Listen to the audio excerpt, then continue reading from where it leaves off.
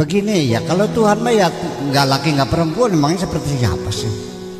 Jadi begini, sampai umat Islam sendiri pada umumnya itu ketika mendeskripsikan Tuhan, itulah terjadi mazhab-mazhab itu. Jabariyah, Qadariyah, Ahlussunnah wal Jamaah, Murji'ah, kan begitu. Itu persepsi mereka tentang Tuhan yang berbeda-beda. Mu'tazilah mengatakan Tuhan ini, Allah itu menciptakan manusia, diberi akal, diberi pikiran, diberi hati, diberi anggota badan, diberi energi, diberi roh, berjalan sendiri. Allah tidak intervensi. Allah menyuruh berbuat baik, Allah melarang berbuat jahat. Kalau dia berbuat baik atas pilihannya akan dikasih pahala, kalau dia berbuat jahat atas pilihannya diberi siksa. Kalau Jabariyah semuanya Allah yang menentukan. Kalau ahli sunnah ada qada mubram, ada ghairu mubram, ada yang ini filosofis semuanya itu. Saya kira walau bagaimanapun udahlah, kita nggak usah saling menyalahkan. Pada beli baru ya barangnya, iya kan? Nah, sampai di dalam Al-Quran sendiri ketika ada cerita dialog antara Allah, Adam, Iblis dan malaikat, dikiranya itu Allahnya duduk di sana, malaikatnya di situ, Adamnya di sini, terus tuding-tudingan kok perasaan. Begitu kan dalam imajinasi, maka seperti itu. Memangnya Nabi Adam melihat Allah? Memang Iblis melihat Allah? Memang malaikat Allah? Siapa yang pernah melihat Allah? Dah nggak usah jauh-jauh. Ibu-ibu bisa ngelihat sembahyang nggak? Bisa ngelihat sholat nggak?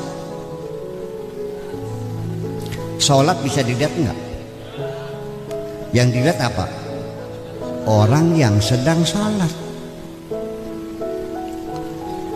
Di sekitar kita ini banyak yang tidak dilihat. Kalau kentut mah tidak bisa dilihat, tapi kan dicium bisa. Ya kan begitu. Suara dilihat tidak bisa, dicium tidak bisa, tapi bisa didengar. Artinya apa saja yang kita tangkap dengan salah satu panca indera kita, itu kan namanya fisik. Betul enggak? Kalau yang benda-benda kelihatan mata ini namanya fisika konvensional. Kalau benda-benda yang tidak terlihat mata namanya partikel. Selanjutnya,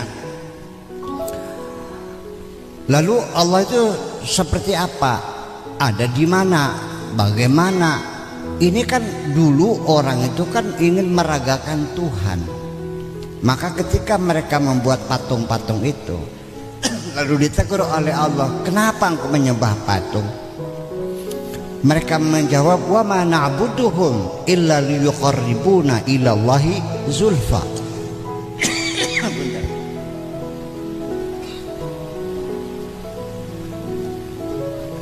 Kami tidak menyembah berhala. Itu hanya mediator saja kok untuk mendekatkan diri kepada Allah. Itulah makanya agama-agama yang Tuhannya kelihatan mata berbentuk berhala, ketika mereka melakukan ritual sembahyang itu bisa nangis, Bu, karena betul-betul kelihatan Tuhannya. Tapi orang Islam jarang yang sholat sambil nangis. Apa sebabnya? Nggak kelihatan. Nah, itulah makanya Tuhan tidak usah diimajinasikan, laki atau perempuan, besar atau kecil, jangan dimasukkan warnanya kayak apa, merah, putih. Tuhan di luar kemampuan akalmu menjangkau. Paham? Tuhan tidak bisa ditangkap dengan panca indramu. Allah itu ada. Allah kalau ingin membuat sesuatu, innama amru idza arada syai'an ayyaqula lahu kun fayakun. Jadi artinya sudah, jangan laki atau perempuan, besar atau kecil, rambutnya keriting atau lurus, dia jadi secara fisik. Tuhan itu bukan seperti itu. Dia ada di mana saja, Tidak ada ruang-ruang kosong, tidak ada Tuhan. Semua Tuhan ada. Di mana kedekatannya lebih dekat dari urat nadimu. Paham deh? Saking parknya sampai beli katon. Allah itu zahir. Nih, saya mau nanya, kolong adanya di mana? Ada di mana kolong? Longan ini nggak longan? Ini sorapa, soramben. Longan anak beli. Ada nggak longan? Ada. Di mana? Di bawah ranjang. Ranjang ada, longan ada. Yang wujud hakiki itu amben apa longan? Ketika ambennya diangkat, longannya perginya kemana?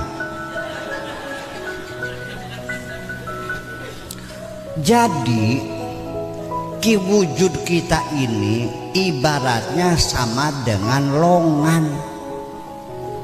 Adanya ini itu keberadaan yang nisbi. Kita ini sebetulnya nggak ada sebetulnya.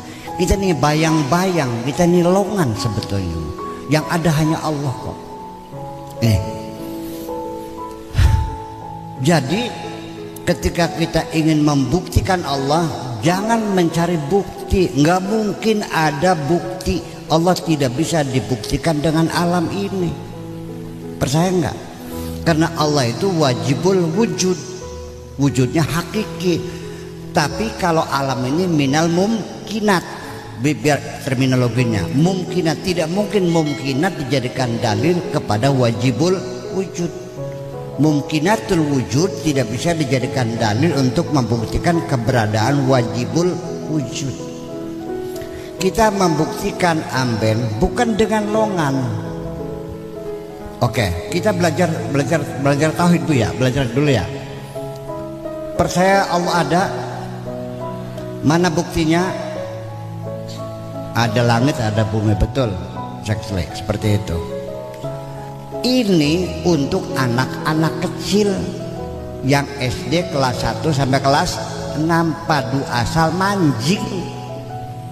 Tapi kita yang sudah kaplak-kaplak ini, ngerti kaplak kok? Iya, jangan jadi anak kecil lagi, pakai logika dong. Masa langit bumi sebagai bukti adanya Allah? Gimana, nggak mungkin. Ini kerapuhan sekali, rapuh sekali. Oke, kita uji. Sebelum Allah bikin langit, bikin bumi, alam ini kan baru terjadi teori Big Bang oleh George Lemaitre. Itu kan 14 miliar tahun yang lalu ada ledakan besar, ya, sehingga berkembang menjadi extending universe, alam semesta yang mengembang semuanya. Alam ini mengembang, ya, bintang-bintang itu mengembang. Ada yang mendekat, menjauh. Dari mana kita bisa tahu bintang itu mendekat atau menjauh? Kita pakai kaca reflektor. Nanti kita lihat cahaya bintang itu. Kalau bintang itu berwarna merah, berarti bintang itu menjauh. Kalau bintang itu warnanya biru, maka bintang itu mendekat. Alam semesta terus mengembang. Itu umurnya baru 14 miliar tahun. Nah, sebelum adanya Big Bang, sebelum Allah bikin langit bumi isinya, Allah ada nggak? Ketika saya tanya Allah ada nggak, buktinya mana? Engkau akan kehilangan bukti. Ketika ditanya Allah ada atau tidak, ketika Allah belum bikin langit bumi, Anda tidak punya bukti. Oke? Paham bikin ke? Kedua,